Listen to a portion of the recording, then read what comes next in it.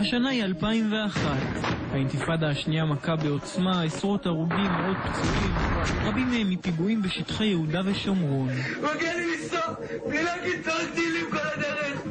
אריאל שרון נבחר לראשות הממשלה לפני 4 חודשים, ובנימין נתניהו הוא האזרח המודאג שעדיין מלקק את הפצעים מכהונתו הראשונה וגוזר על עצמו שתיקה ממושכת. בשלב הזה הוא משמיע ביקורת רק בשיחות סגורות.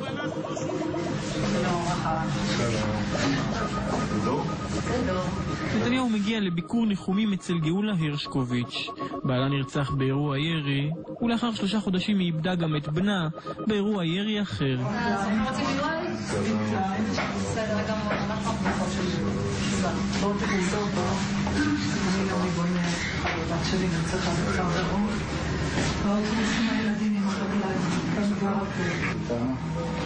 רחל, נעמי, שרה, גאולה, לימי, דור, אורה, מומו. לאט, הוא לא בורח עוד. זה בטוח, ובתל תאבי לך, האם אכלתם צורנו עכשיו? ככה הוא לאט. צריך להתאושש. אני שם לב שהמעגל הזה עד מומו, כולם ספגו ביחד. מה זה יישוב? וכולנו גרים ביישוב הזה. אנחנו 6 משפחות שכולות בעופרה. אנחנו את הגברים שלנו כבר נוספנו למדינה שלנו, לצערנו הרב מאוד, ואנחנו שואלים מה הלאה? קודם כל הלאה. ואמא תמיד אמרה, אם אריק שרון יעלה לשלטון, זה יפחדו לפחות. ודיברו. ואני אמרתי, טוב, מה קורה פה ברחוב הזה? זה, איך קוראים לזה? באבל וואד. נכון, וכשאני אעשה, וכשאני אעלה, והנה הוא עלה לשלטון, ושוב פעם, אז אני מתחילה לחשוש. אבל את חששת לנסוע בכבישים האלה שאני הייתי בשלטון? אז לא. זרקו עלינו אבנים. לא, אז פחדנו לבוא לעיר. בגין אנחנו אלינו, אותך אלינו, והצבענו לך בפעם השנייה. אז הורדתם אותי. אני אומר לך, אביבי, בפורום הכי מצומצם, באמת שגם לא אמור לצאת החוצה. יש לנו הרגשה שכולם מדברים איתנו כשהם מחוץ לתפקיד, שמגיעים לתפקיד, נופל עליהם איזה קטר כזה שממסמר אותם לאיזו התנהגות שונה. כי אריק אמר לפני הבחירות, תנסו אותי ותראו. אני לא מתייחס לאריק. לא, אבל זה לא לממשלה. למה? מה קורה? מה קורה? לא אריק ישמור. הוא רוצה למשוך אותו. כמה דקות מאוחר יותר המצלמה שוב נדלקת, ונתניהו פורס בפני מארחיו את משנתו המדינית, בלי מרכאות, בלי מסכות. מתחילים עכשיו להבין את פירוש הסיסמה, יש איזה כאן. יש איזה כל חי ומער אחת רוצה התנחלות אחת גדולה, קוראים לתל אביב. כן, זה מה שקלטתי שהיא באה מאנגליה אומרת, גם תל אביב היא התנחלות. מבחינתם, לדעתי גם המים הטריטוריאליים שלנו. מדע? אבל זה שהם עושים אותנו בים, כן, אבל בים... הערבים כרגע ממקדים מלחמת, אני חושב שזה ישבור אותנו. לא העיקרי, קודם כל לתת להם מכות, לא רק מכות כל כך מכינות, שהמחיר יהיה כבד מצוא. כרגע המחיר לא כבד מצוא. התקפה רבת היקף על הרשות הפלסטינית. תביא אותם לפחד שהכל מתמוטט. לא פוחדים, צוחקים לנו, יראו לנו לתוך הישב וצחוק ופשוט הם לא פוחדים. זה מה שנביא אותם. רגע, אבל אז השוק מהעולם יגיד מה אתם כובשים. אתה לא מפחד מהעולם, ביבי. במיוחד היום עם אמריקה, אני יודע מה זה אמריקה. אמריקה זה לא שאפשר להזיז אותו בקלות, להזיז לכיוון הנכון. הם אומרים שהם בעדינו, אבל כאילו... לא יפריעו לו. אז אם אנחנו עושים איזה משהו, אז הם... יש שווה, אז נניח שהם אומרים משהו. אז אמרו, 80% מהאמריקאים תומכים בה. זה אבסורד, יש לנו שם תמיכה כזו, ואנחנו אומרים מה נעשה עם ה... הממשל ההוא היה כמו פלסטיני בצורה קיצונית. לא פחדתי לתמד שם. לא פחדתי להתאבד עם קליטון. לא פחדתי להתאבד עם עבוד. בלעד אחי את המחיר הבינלאומי אני משלם. אז עדיף לי כבר לקבל תמורה. תמורה לאגרה. אוסלו, מילא הבאנו להם דברים ועכשיו אנחנו לא יכולים לקחת אותם חזרה, הם לא ייתנו לנו אותם חזרה. קודם כל, אוסלו זה מערכת, אתה צודק. א', אני לא יודע מה אפשר לקחת. יש לו דעות פוליטיות, תאמין לי. הוא אמר לאריק שרון דברים שאני אמרתי לו, זה לא זה לא דעה של ילד, הסכמי אוסלו זה אסון.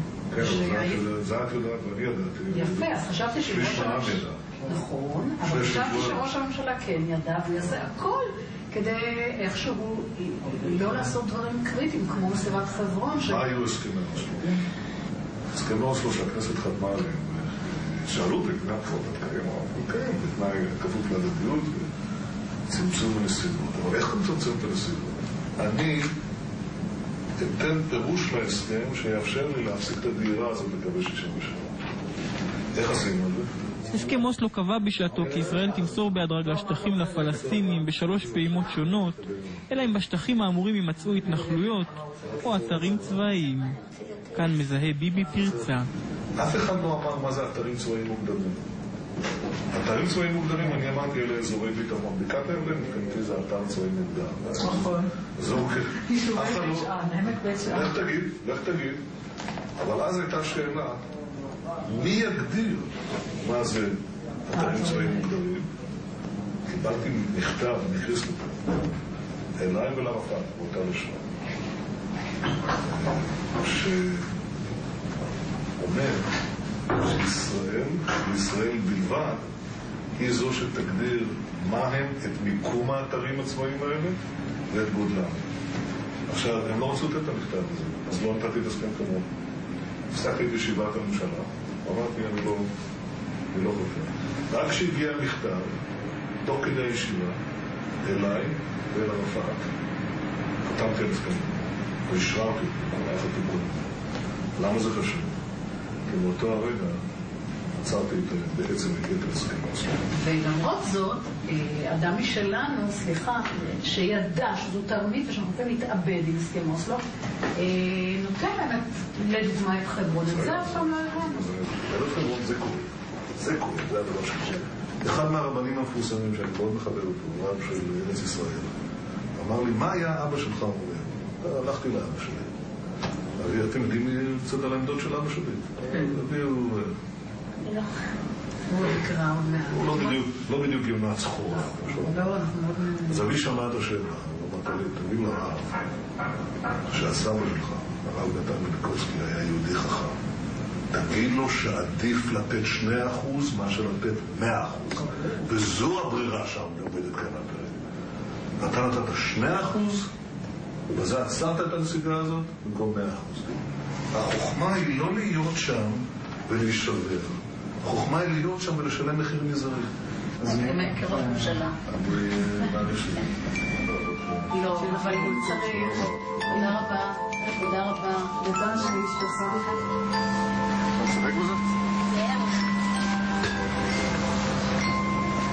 לא נראה. אין גבול לבושה. אין גבול לבושה. נתניהו מסיים את הביקור ומשאיר את מארחיו מעט מבולבלים.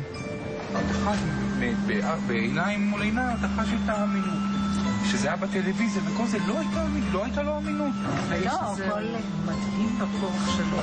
כמו שאני אמרתי קודם, כשמגיעים לתפקיד הם מסונדלים מכל מיני כיוונים.